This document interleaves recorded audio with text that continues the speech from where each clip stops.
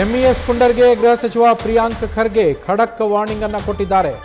ಗಡಿ ವಿಚಾರ ಏನೇ ಇರಲಿ ಅದು ಕಾನೂನಾತ್ಮಕವಾಗಿ ಅವರು ಹೋರಾಡಲಿ, ಅದು ಬಿಟ್ಟು ಇಲ್ಲಿ ಬಂದು ಘರ್ಷಣೆ ಮಾಡೋದಕ್ಕೆ ಅವಕಾಶವನ್ನು ಕೊಡೋದಿಲ್ಲ.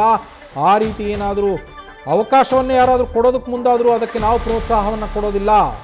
ಇದನ್ನು ನಮ್ಮ ಎಚ್ಚರಿಕೆ ಅಂತಲೇ ತಿಳಿದುಕೊಳ್ಳಲಿ ಅವರು ಅಂತೇಳಿ ಎಂಇಎಸ್ ಪುಂಡರಿಗೆ ಖಡಕ್ ವಾರ್ನಿಂಗ್ ಅನ್ನು ಕೊಟ್ಟಿದ್ದಾರೆ ಗೃಹ ಸಚಿವ ಪ್ರಿಯಾಂಕ್ ಖರ್ಗೆ.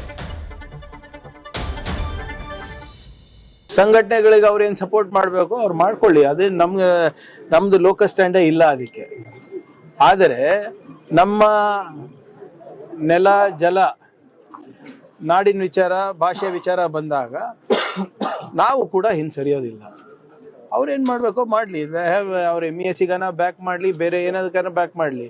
ಆದರೆ ಮಹಾರಾಷ್ಟ್ರ ಅವ್ರು ಇರ್ಬೋದು, ಗೋವಾದವ್ರು ಇರ್ಬೋದು, ಕೇರಳ ಇರ್ಬೋದು, ತಮಿಳ್ನಾಡು ಇರ್ಬೋದು, ಆಂಧ್ರ ಇರ್ಬೋದು, ಏನೇ ಗಡಿ ವಿಚಾರ ಇದ್ರೂ ಅಲ್ಟಿಮೇಟ್ಲಿ ಕಾನೂನಾತ್ಮಕವಾಗಿ ಹೋರಾಟ ಮಾಡಬೇಕಲ್ಲ.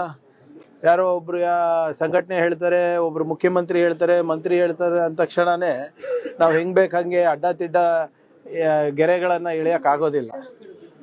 ಇದೆಲ್ಲ ರಿಆರ್ಗನೈಸೇಷನ್ ಸಮಿತಿ ಮುಖಾಂತರ ಆಗಿದೆ. ಭಾಷಾವಾರು ಲಿಂಗ್ವಿಸ್ಟಿಕ್ ರಿಆರ್ಗನೈಸೇಷನ್ ಕಮಿಟಿನಲ್ಲಿ ಕೂತಾಗ ಆಗಿರೋದು ಇವೆಲ್ಲಾನು. ಏನೇ ಇದ್ರು ಮಾಡ್ಲಿ, ಅವ್ರು ಬ್ಯಾಕ್ ಮಾಡ್ಲಿ. ಯಾವಾಗ್ಲೂ ಗಡಿಯಲ್ಲಿ ಕಿತಾಪತಿ ತೆಗಿತಾರೆ. ಈಗ ಸರ್ಕಾರನೇ ಸಪೋರ್ಟ್ ಕೊಡ್ತೀವಿ ಅಂತಂದ್ರೆ ಅವ್ರ ಉಪಟಳ ಇನ್ನೂ ಜಾಸ್ತಿ ಆಗುತ್ತೆ. ನೋಡಿ, if government is backing them up legally, there is nothing we can do. But ಯಾವುದೇ ಬೇರೆ ರೀತಿಯಾಗಿ ಅವರಿಗೆ ಬ್ಯಾಕ್ ಮಾಡೋದಾಗ್ಲಿ ಅಥವಾ ಇಲ್ಲಿ ಬಂದು ಘರ್ಷಣೆಗೆ ಅವಕಾಶ ಮಾಡಿಕೊಡೋದಾಗ್ಲಿ ಅದು ಮಾಡಬಾರ್ದು. ಅದಕ್ಕೆ ಮಾಡೋಕ್ಕೆ ನಮ್ಮ ಕಡೆನೂ ನಾವು ಅವಕಾಶ ಮಾಡಿಕೊಡೋದಿಲ್ಲ. ಇದು ವಾರ್ನಿಂಗನ್ನ ತಿಳ್ಕೊಳ್ಳಿ ಅಥವಾ ಕಿವಿ ಮಾತಂತ ತಿಳ್ಕೊಳ್ಳಿ. ನಮ್ಮ ರಾಜ್ಯದಲ್ಲಿ ಬಂದು ನೀವು ಪುಂಡಾಟಿಕೆ ಮಾಡೋದು, ಬೇರೆ ಬೇರೆ ರೀತಿಯಾಗಿ ಹೋರಾಟ ಮಾಡೋದು, ಘರ್ಷಣೆಗಳಿಗೆ ಆಸ್ಪದ ಮಾಡಿಕೊಡೋದು ನಾವು ಅಲೋವ್ ಮಾಡೋದಿಲ್ಲ. ನೀವು ಮಾಡಿ, ಕಾನೂನು ಹೋರಾಟ ಮಾಡಿ, ನಿಮ್ಮ ಬೇಡಿಕೆ ಏನಿದೆ ಪ್ರಸ್ತಾಪ ಮಾಡಿ, whatever is within legal ambit ಮಾಡಿ, ನಮಗೇನು ತಕರಾರಿಲ್ಲ, ನಾವು ಕೂಡ ಮಾಡ್ತೀವಿ. ಹಾಗಂತ ನೀವು ಎಲ್ಲದಕ್ಕೂ ಸಪೋರ್ಟ್ ಮಾಡೋದು as a government is not acceptable. And I am sure Maharashtra ಸರ್ಕಾರದಲ್ಲಿ ಅಷ್ಟು ಪ್ರಬುದ್ಧತೆ, ಅಷ್ಟು